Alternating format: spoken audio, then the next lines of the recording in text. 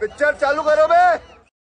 आइए देखते हैं, बैठचंद मजा आएगा। ये तो भाई साहब, आपने देखा होगा कि किस तरह से सारे विरोधी बीजेपी के लोग एक निहत्थे खेसारी लाल यादव को मिलकर सब लोग गिद्ध की तरह नोच रहे थे।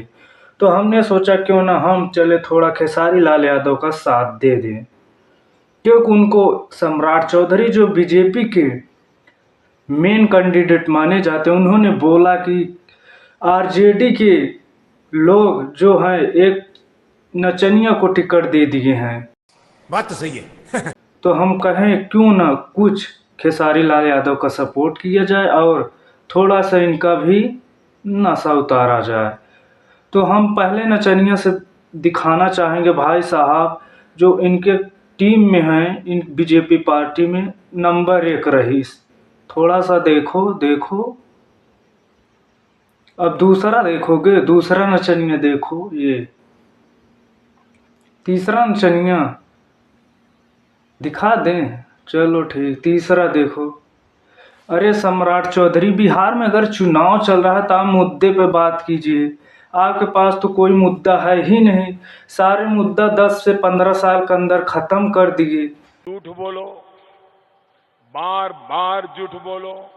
अब जब कोई मुद्दा बेरोजगारी, महंगाई, गरीबी से कुछ बचा ही नहीं रह गया, तो अब मोदी जी जाके गुजरात से भांग खा के आ रहे हैं, बिहार में बोल रहे हैं कि बिहार के लोग नोट छाप रहे हैं। नोट किस तरह, वो भी बोलते हैं मैंने इतना सस्ता डाटा कर दिया है कि लोग रील बनाकर लाखों रुपए छाप रहे हैं।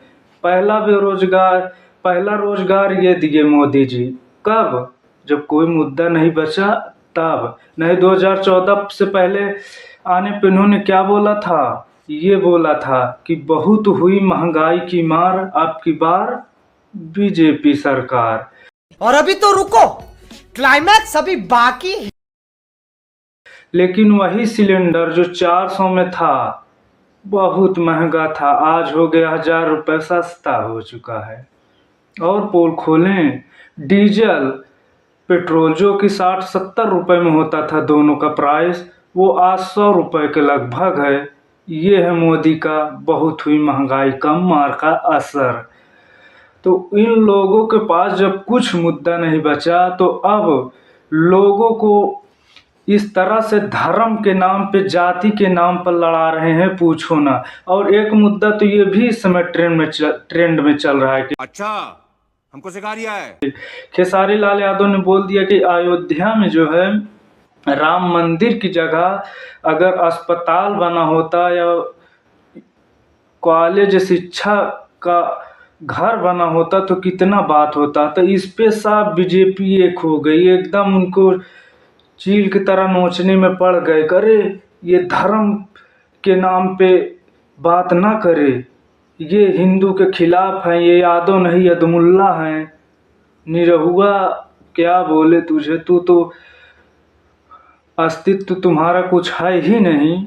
किस तरह से आजमगढ़ में भौकाल बना के चुनाव 2 जीता और 2 ही साल में वो जूता पड़ा और 2 साल में वहाँ से निकल लिए। वहाँ के जनता ने तुम्हें नकार दिया और आज बने हो बहुत बड़ा हिंदू धर्म के ठेकेदार।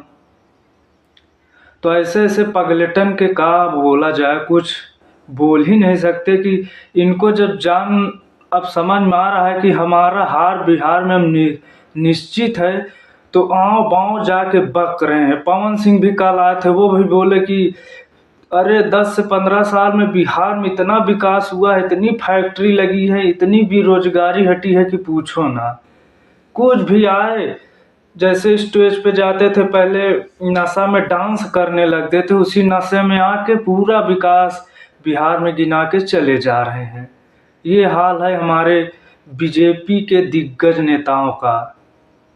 जब कुछ इनसे उखड़ा नहीं जा रहा है, तो अब ये सोचो खेसारी लाल यादव छपरा में अकेले ही अपने दम पे पूरी जनता को एकदम दीवानी बना लिए हैं। और ये सब जैसे सब छोड़ो, वहाँ की जितनी सीट है केवल एक ही सीट पे लड़ाई हो रही, केवल छपरा। सारी सीटी जैसे भूल गए हैं कि कहाँ पे क्या लड़ना है, न केवल खेसारी ही सबको नजर आ रहे हैं, टारगेट में लिए हैं। तो ऐसे ऐसे छछूंदरों को मुझे कुछ कहना नहीं है जो कि देश के बारे में ना सोचकर आँव बाँव बक रहे हैं। तो आप लोगों के भाई साहब राय का हाई कमेंट में ज़रूर छापा और धकाधक इनके लोग पिटाई बराबर होत रहे, कोई टेंशन न ला, दवा है हमारे पास। धन्यवाद। झूठ बोलो, बार बार झूठ बोलो,